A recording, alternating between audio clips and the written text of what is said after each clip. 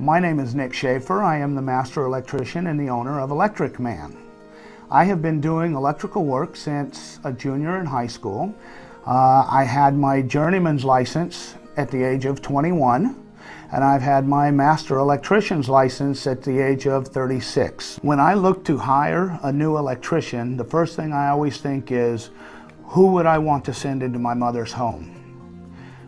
When I meet with a potential electrician, the first thing we do is a background search, and then we do a drug test. And if you pass both of those things, then you get to start a 90-day probationary period. When I was first approached by Club Local, they interviewed me, and I more or less did an interview of them at the exact same time.